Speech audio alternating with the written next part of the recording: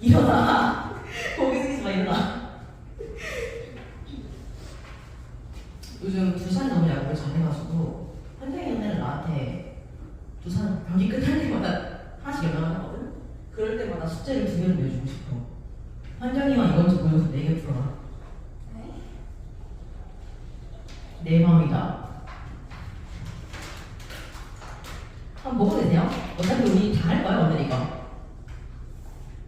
아니, 그니까 진도를 다 나갈 거고 나는 숙제죠. 학교에서도 어쨌든 일주일에 4씩 나가잖아. 우리도 그 정도 나가야죠. 예. 안 나가도 안 나가고. 내가 마지막에 봐주긴 할게, 정리하면서. 없구나.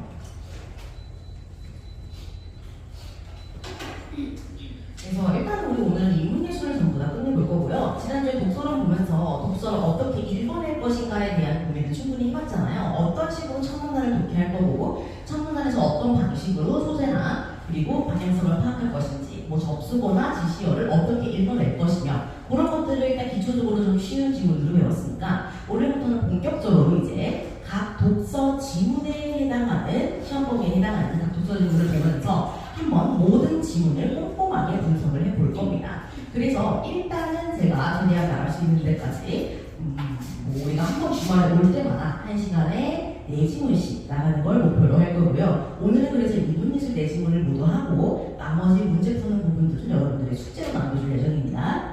자, 그래서 일단은 여러분들 첫 페이지 보시면요. 인문예술 2장도 나와있죠? 이게 여러분들 첫 번째 인문예술 지문입니다.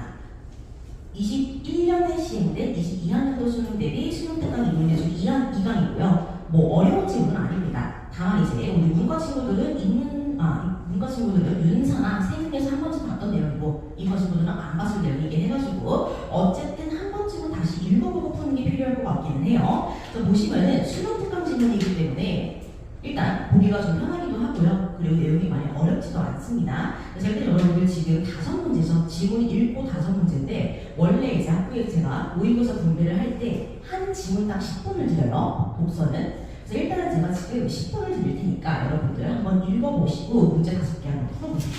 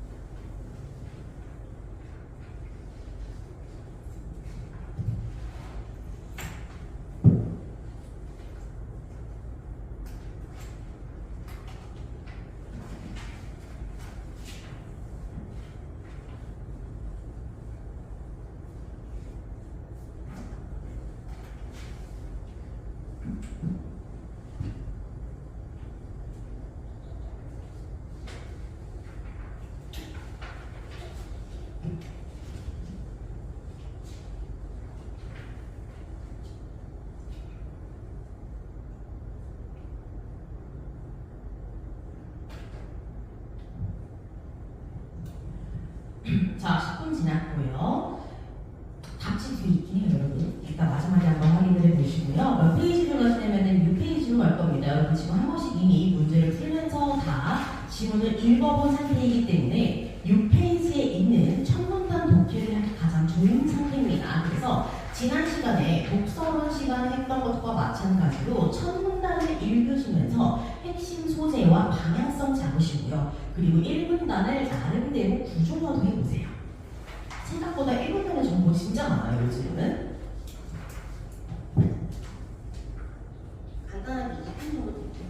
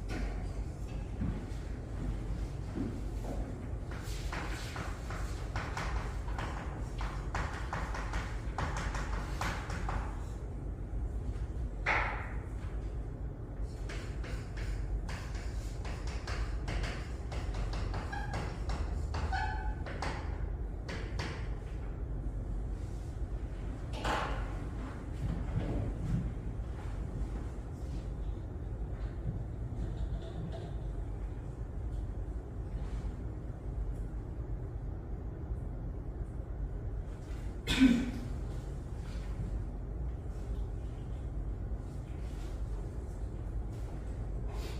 별로 어려운 질문은 아니고요. 우리가 한 번쯤 시험을 유리를 했다면 정의에 관한 이론에 대해서 나오는 가장 대표적인 학자고 가장 어려운 문제로 나오는 학자 중에 한 명이기도 합니다. 자, 한번 질문으로 들어가 볼게요. 첫 번째 줄입니다. 현대 철학에서 라고 나오네. 현대 내모하고 철학 내모해야 되죠. 이미 시작부터 이 글의 분야 그리고 이 글의 시대적 배경까지 전부 다 알려주고 있는 겁니다. 그래서 이 작품은요. 일단은 철학 지문으로 보셔야 되는 거고요. 즉 인문사회 지문인 거죠. 그리고 두 번째로는 현대가 배경이 될 거다. 즉 현대 철학이 배경이므로 우리는 혹시나 이후에 현대가 아닌 다른 시간대가 나올 가능성을 늘 염두에 두고 풀어야 한다라는 겁니다. 근데 현대가 먼저 나왔기 때문에 이후에 현대보다 이전, 그러니까 뭐 중세라든가 고대 이런 시간대가 나오면은 우리가 전개 방식을 선택할 때 시간의 흐름 이런 거는 무조건 틀린 전개라는 걸 확인을 하셔야 되는 거예요.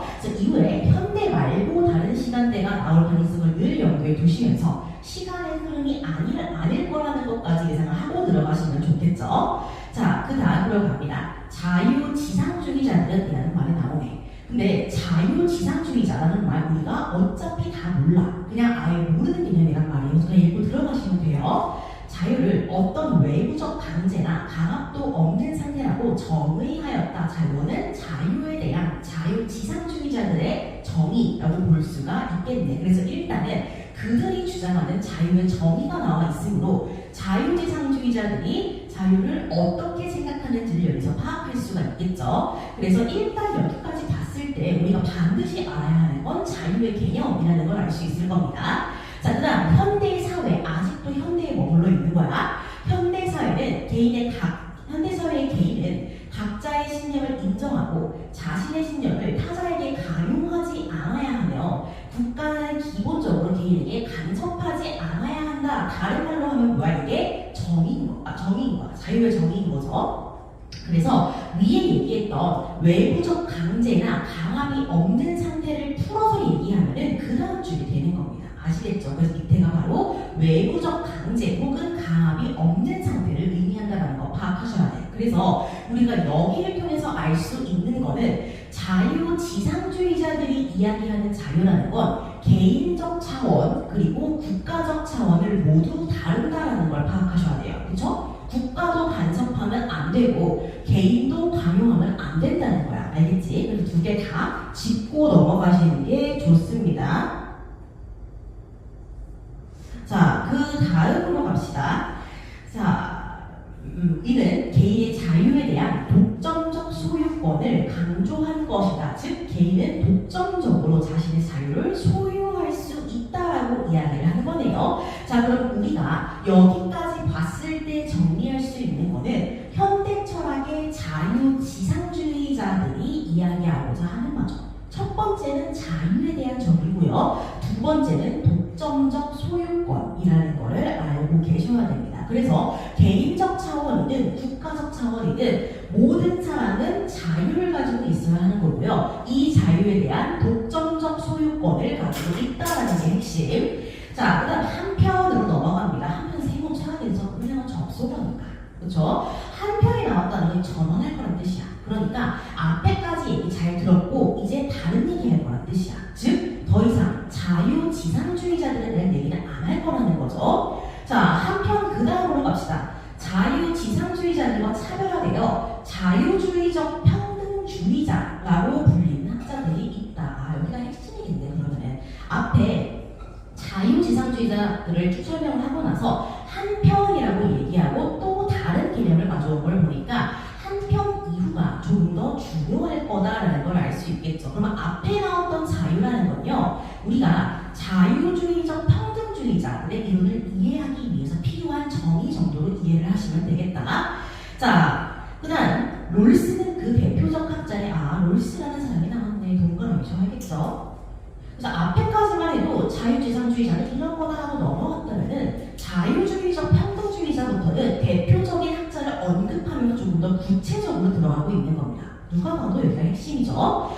자, 롤스는 그 대표적 학자로 정의에 대한 담론을 본격적으로 들고 나와 정치 철학의 지점을 갖고 놓았다는 평가를 받았다. 자, 정의 누가 봐도 땡땡 표시되어 있으니까 이게 가장 중요한 전체의 핵심이라는 거 파악 가능한 거지. 1문단 보시면요, 지금 정의 말고는 작은 따옴표로 묶여있는 게 아예 없어. 이건 대놓고 전체의 핵심 소재를 알려준 거나 마찬가지입니다. 아시겠죠? 자, 그 다음 롤스는 사상체계의 제1덕목이 진리라면 사회제도의 제1덕목은 정의라고 주장했대. 그러니까 사상가들, 우리가 철학에서 사상을 다룰 때는 가장 중요한 게 진리라는 거야. 그런데 사회제도를 다룰 때는 가장 중요한 게 정의다라고 이야기하는 거죠. 그가 특히 강조하였던 건 이때 그는 롤스를 가리키는 말이라는 거. 모든 개인은 자유롭고 평등한 존재이며, 앞에 나왔던 자유 기억하셔야겠네. 그리고 자유와 평등을 같이 얘기한 거 보니까 이 사람이 뭐라는 걸 알 수 있어? 자유주의적 평등주의자라는 걸 알 수 있겠지. 소수 혹은 사회적 약자가 강자의 권력 때문에 자신들에게 주어진 정치적 권리를 희생당해서는 안 된다라는 겁니다. 또한 세모 쳐야겠죠. 또한은 동등하게, 대등하게 연결하는 구조니까 앞과 동일하게 롤스의 입장, 롤스의 주장을 계속해서 이야기할 거다라는 걸 파악. 어떠한 제도가 아무리 효율적인 것이라고 할지라도 그것이 정의에 부합하지 않으면 개혁되거나 폐기되어야 한다. 즉, 롤스는 어떠한 사회제도든 반드시 정의에 부합해야 한다라고 얘기했고요. 이 정의는 무엇에 기반? 개인의 자유에 기반해야 한다라고 이야기를 하고 있는 겁니다.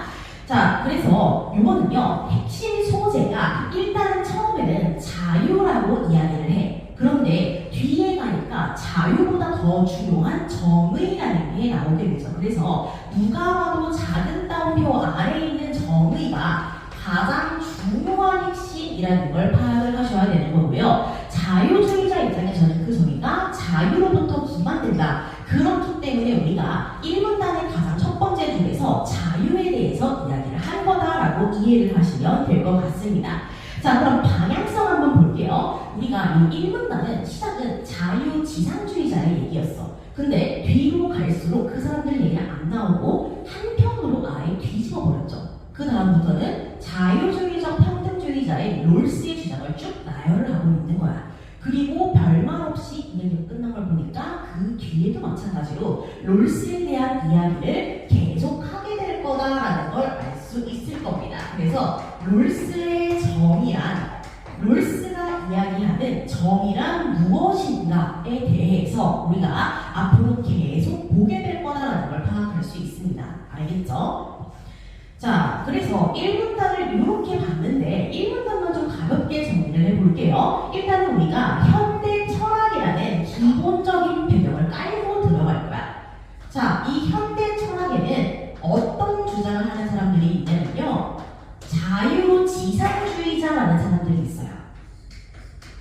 자, 이 사람들이 이야기하는 거는 그냥 말 그대로 자유야.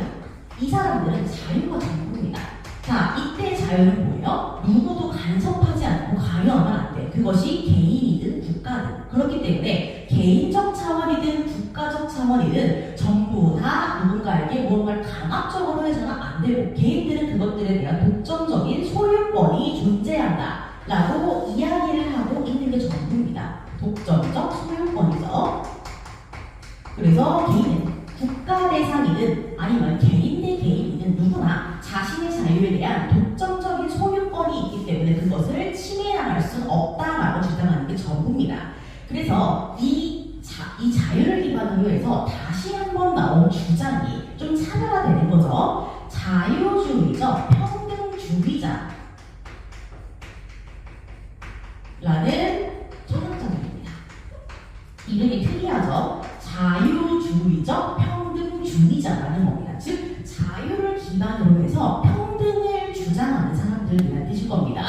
자, 그래서 이 둘은 분명히 차별화된다라고 이야기를 했으니까 같은 걸로 묶으면 절대 안 되겠지. 그래서 차별화라는 말이 나왔으니 이 둘 사이에 공통점과 차이점을 명확하게 구분할 필요가 있다라는 겁니다. 그래서 자유주의적 평등주의자의 대표적인 예시가 바로 롤스라는 사람이고요. 이 사람은 무엇을 주장한다? 정의가 제일 중요한 차원에서. 그래서 정의를 지키지 못하는 제도는 어쨌든 없어지거나 개혁되어야 한다라고 이야기를 하는 거죠. 그러면서 이 정의에 대한 주장을 짧게 여러 개로 나눠서 주장을 하고 있습니다. 그래서 일단 첫 번째로는 뭐예요? 모든 인간은 자유롭고 평등하기 때문에 어떤 경우에도 소수들이 희생이 되서는 안 된다라는 거고요. 그리고 폐지될 당연히 그런 정치들도 있다라고 이야기를 하는 거죠. 정의에 부합하지 않는 것. 그래서 이 사람이 생각하는 정의라는 건 자유를 기반으로 하는 거기 때문에 모든 사람들은 평등하고, 즉 모두가 평등하게 자유를 가지고 있으므로 자신의 권리나 주장이 다수에 의해서 침해되어서는 안 된다라고 이야기를 하고 있는 게 전부입니다. 그러면은 이제 우리가 얘기했던 요 정의에 대한 조금 더 구체적인 얘기가 이어서 계속 등장을 하겠죠. 별로 어려운 내용은 아닌데 일단 한번 같이 봅시다. 자, 그 다음 페이지로 넘어가시면요. 7페이지입니다. 이어서 2, 3, 4문단이 쭉 나와 있어요. 자, 이 문단부터 다시 한번 같이 볼게요. 자, 이 문단 보시면요. 롤스는 이렇게 시작하면 역시나 롤스에 대한 얘기를 계속하게 될 겁니다. 롤스는 정의의 핵심이 절차적 공정성에 있다고 보았대요. 누가 봐도 중요하게 생각하는 게 뭐야? 절차적 공정성이라는 거지. 그럼 일단은 롤스를 동그라미 해야 될 거고요. 절차적 공정성에도 동그라미 해야겠지. 이게 제일 중요한 거니까. 자, 그럼 절차적 공정성이라는 게 뭔지를 궁금해하면서 그 다음 문장을 읽어야 돼. 어차피 우리가 모르고 궁금해하는 거는 이어서 설명이 될 수밖에 없는 겁니다. 자, 한 사회 내에서 사회 구성원들이 자신의 사회를 운영해 나갈 법과 제도를 합의한다고 할 때, 즉 구성원들이 법과 제도를 합의해. 그럼 뭘 생각해야 돼? 우리 아까 롤스가 바로 윗문단에서 사회 제도가 정의에 부합하지 않으면 폐기되어야 한다. 그러니까 폐기될 경우까지 늘 염두에 두면서 읽어나가야 하는 거야. 자, 이 법과 제도가 정의로운 것인지 아닌지는 그것이 정해지는 절차적 공정성에 달려있다는 거죠. 즉, 절차적 공정성에 부합하면 정의로운 거니까 유지할 수 있는 거고요. 절차적 공정성에 부합하지 않으면 정의롭지 않은 거니까 폐기되거나 개혁되어야 한다는 얘기인 거죠. 자, 롤스는 절차적 공정성에 대해 설명하기 위해 사회 구성원들의 법과 제도의 토대가 되는 사회 운영 원리를 합의하는 이른바 즉이라는 뜻이에요. 원초적 상황을 가정한다. 자, 원초적 상황 밑줄 할게요. 역시나 우리가 모르는 말이 나오네. 그래서 우리가 제일 첫 번째로 본 용문단에서 모르는 말이자 핵심 개념은 절차적 공정성이야. 근데 이걸 이해하려면 뭘 알아야 한대? 원초적 상황이라는 또 모르는 말을 알아야 한대. 자, 그 다음으로 가봅시다. 원초적 상황에서는 무지의 장막이라는 특수한 정보 차단 장치가 있대. 아, 그럼 무지의 장막이라는 건 정보 차단 장치구나라는 걸 알 수 있겠지. 자, 무지의 장막 밑줄합니다. 이게 보통 교과서에는 무지의 베일이라고 나와요. 장막이라고 안 하고.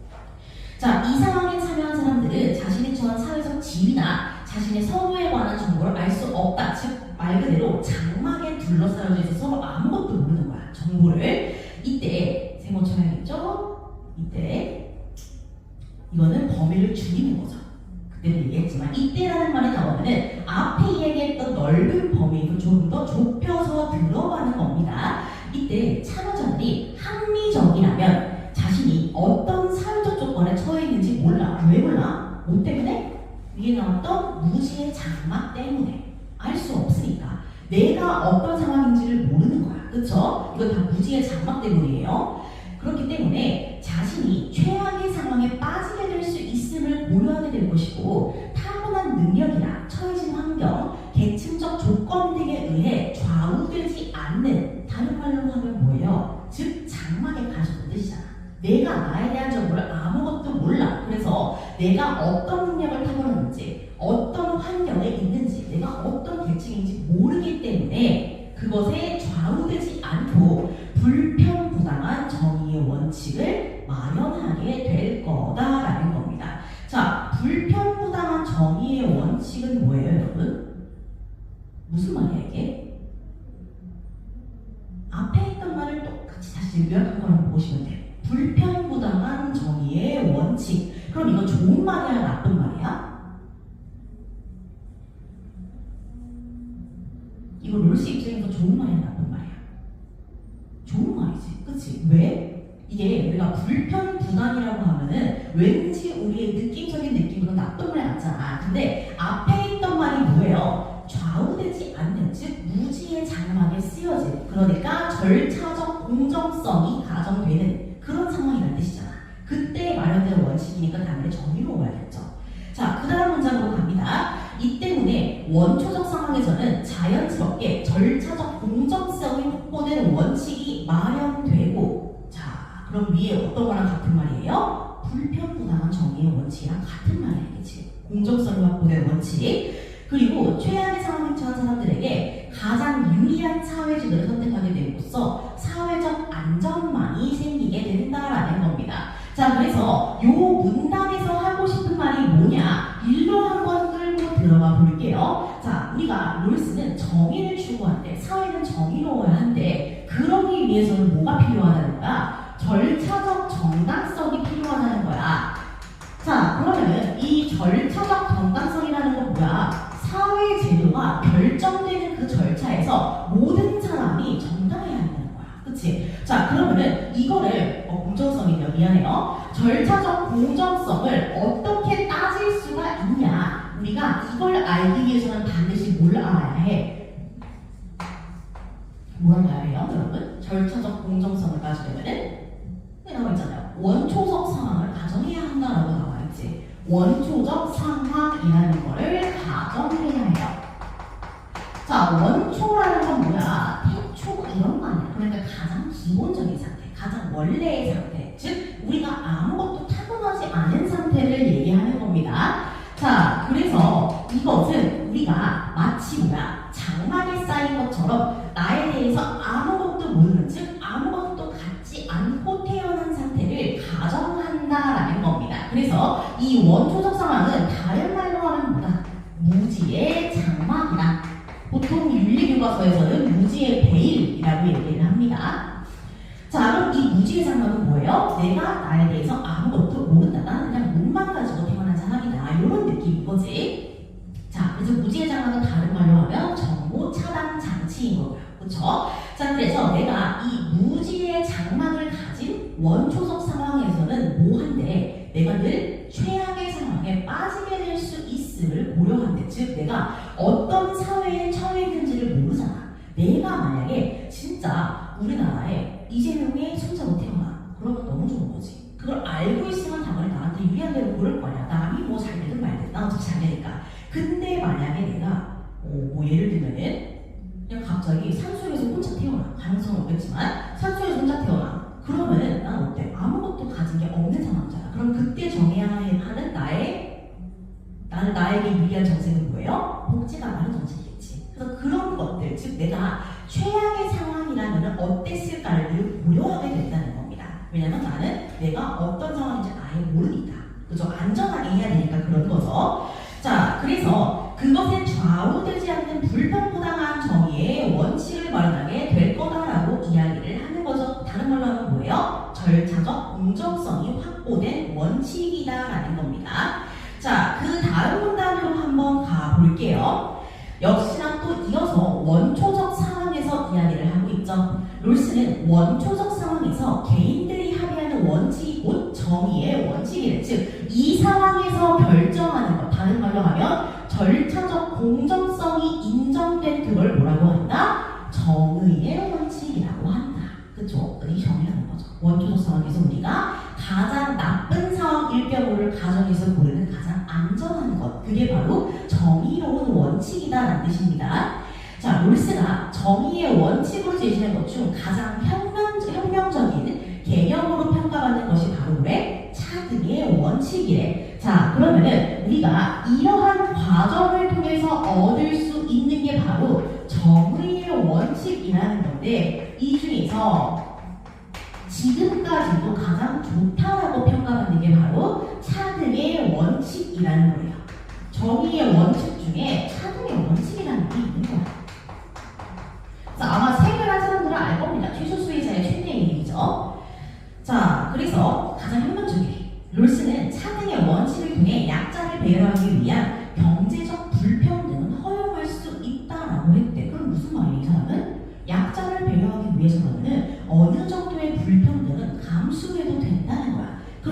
뭐야? 아까 1분단에 나왔던 자유지상주의자들과의 차이점인 거지.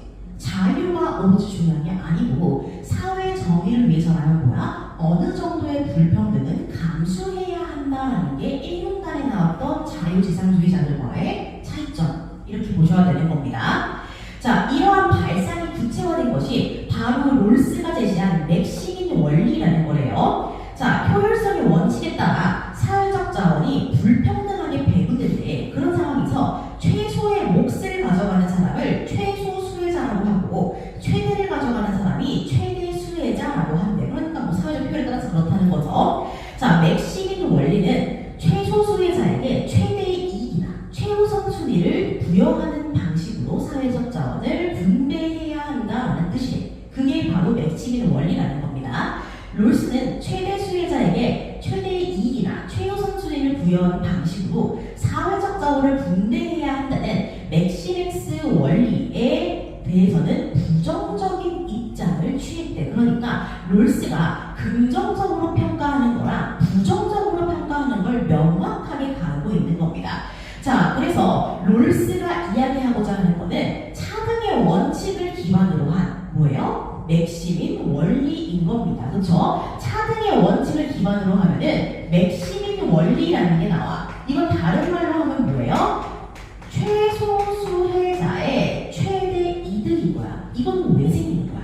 아까 얘기했잖아. 무지의 장막 때문에 생기는 거야. 그치? 내가 지금 어떤 상황인지를 모르니까 다들 몰래 내가 만약 최소 수혜자로 태어난다면까지 가정을 해서 그때 얻을 수 있는 가장 좋은 이익까지 생긴다는 거야.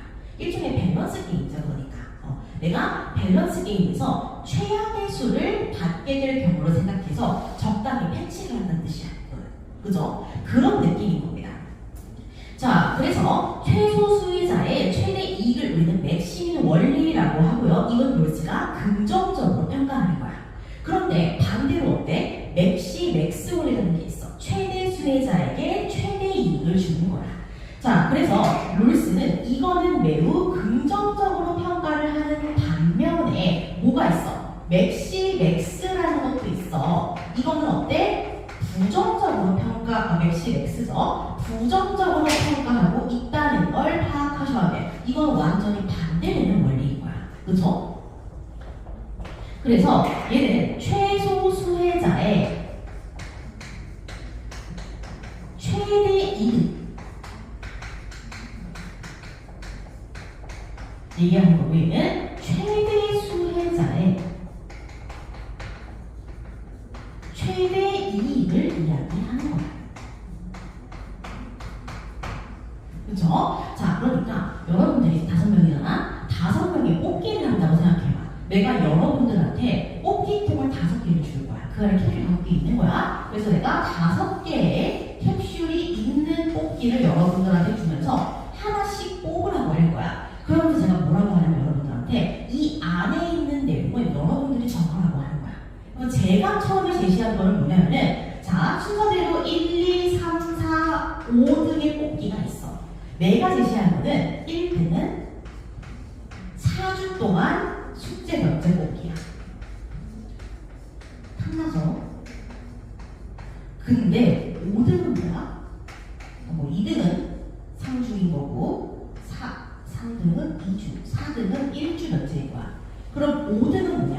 5등은 이 사람 숙제 다 하기야. 이 사람 숙제 다 하기. 윗사람들의 숙제 전부 해오기. 이거라고 쳐. 자, 그러면은 이거는 뭐 하는 거야?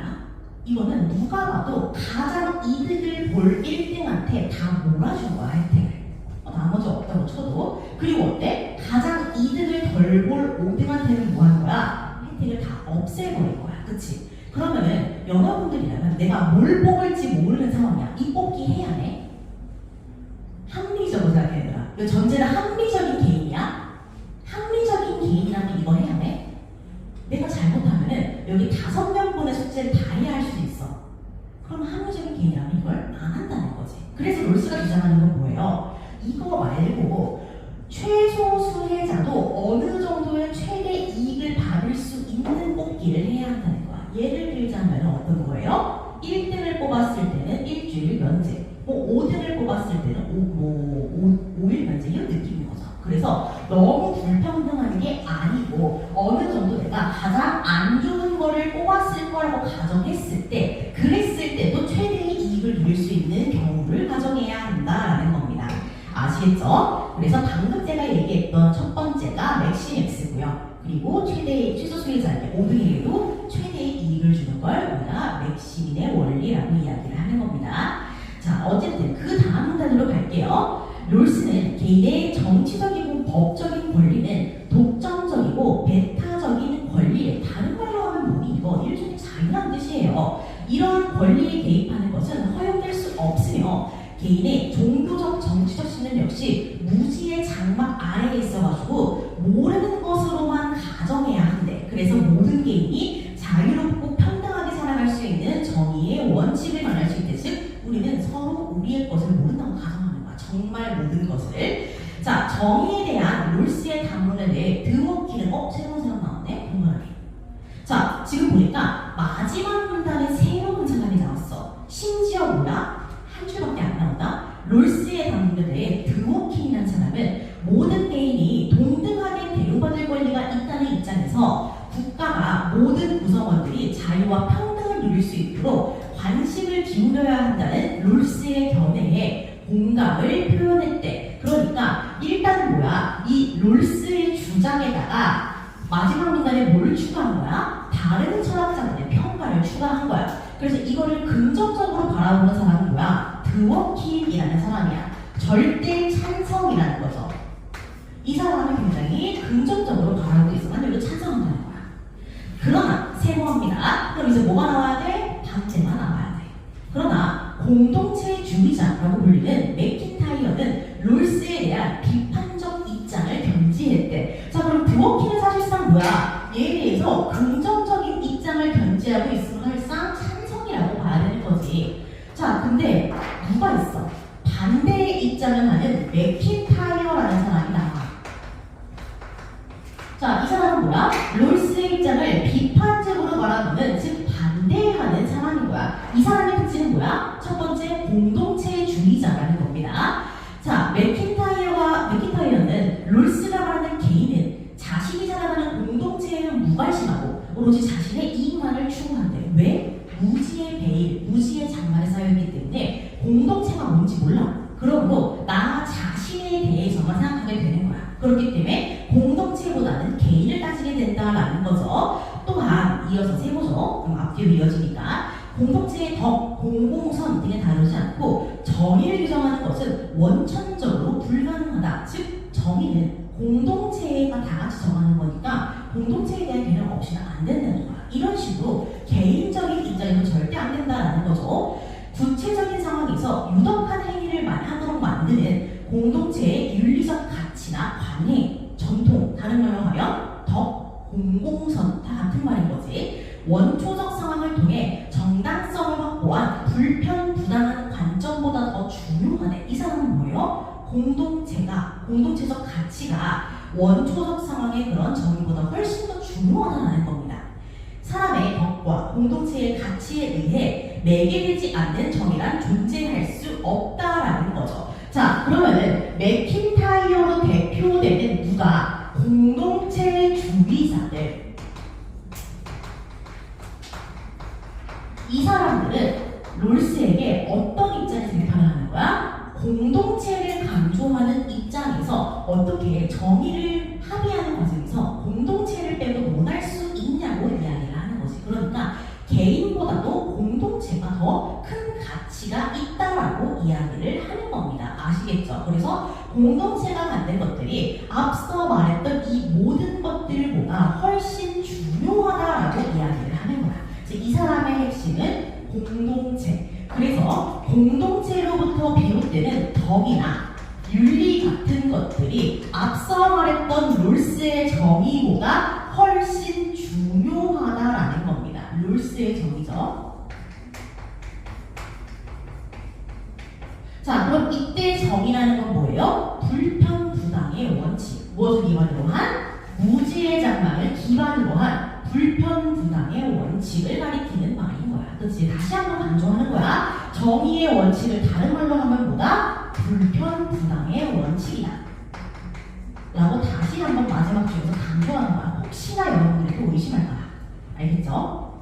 그래서 이렇게 정리하시면 돼. 근데 원래는 우리가 철학자들의 관점을 서로 비교하고 비판하는 걸 이야기할 때는요, 보통 각각이 한 문단으로 나오는 경우가 많아. 근데 요즘처럼 마지막 문단에 갑자기 몰아넣는 경우는 이 사람들이 높은 확률로 보기에 다시 한번 나올 가능성이 있다는 걸 암시하는 겁니다. 보기에서 특히 한 줄밖에 안 나온 브로키있지. 이런 사람들은 보기에도 조금 더 보충 설명할 가능성이 커지고요. 그리고 조금 더 어렵게 낸다면 공동체주의자인 다른 사람을 끌어올 가능성도 있고, 그리고 우리가 1문단에서 잊고 있었던 자유지상주의자를 끌어올 수가 있는 거야. 그래서 이 지문은 문제 자체는 쉽게 나왔어, 수특이니까. 그렇지만 학교에서 어렵게 낸다면 자유지상주의자 예시 한 명, 그리고 롤스, 그리고 드워킨, 그리고 맥킨타이어 또는 여기에 해당하는 또 다른 철학자가 보기로 등장할 가능성이 매우 크다는 걸 기억하시는 게 좋아요. 그래서 뭐 대표적인 철학은 로직 이런 사람들이 있죠. 그래서 그런 것들이 같이 나올 연구를 가능성을 꼭 염두에 두시고요. 대신에 우리는 뭐가 나올지 알 수가 없으니까 보기에 여기에 나와 있는 이 지문에 나와 있는 정보를 최대한으로 잘 이해하고 넘어가는 게 가장 좋은 방법이다라고 보시면 돼요. 그래서 일단 이 지문에 나와 있는 사람들의 공통적인 주장과 또 차이점 이런 것들을 잘 파악하시는 게 중요하겠죠. 그래서 롤스는 지금 무엇에 찬성하고 무엇에 반대한다가 되게 많이 나와 있어. 그래서 앞에 나왔던 것들과 비교를 하시면 돼. 얘가 요거에 반대하는 것도 사실은 여기에 반대되는 거잖아. 이 사람은 아무것도 건드리면 안 된다고 했는데 얘는 이런 건 안 되니까 어느 정도의 불평등은 허용된다고 했죠. 그래서 이런 것들이 다 차이점이 생긴다는 걸 잘 보셔야 되는 겁니다. 알겠죠? 그래서 이렇게 한번 정리를 해보시고요. 문제는 우리가 숙제로 마무리하시면 되는데 채점을 할 수 있습니다, 여러분. 채점하시고 고치는 게 이번엔 숙제로 들어갔죠. 그래서 우리 철학 지문은 이런 식으로 분석하시면 됩니다. 철학 지문은 그래서 분야 파악하시고 시대 파악하시고 그리고 각각의 철학자가 여러 번 나오는 공통점 차이점 무조건 파악하시고 이렇게 읽어낸다 보시면 돼요. 자, 그러면 잠깐 쉬었다가 어디로 갈 거냐면요. 이번엔 동양으로 갑시다. 자, 24페이지로 갈 겁니다. 쉬었다가 24페이지로 들어갈게요. 15분 정도 쉬세요.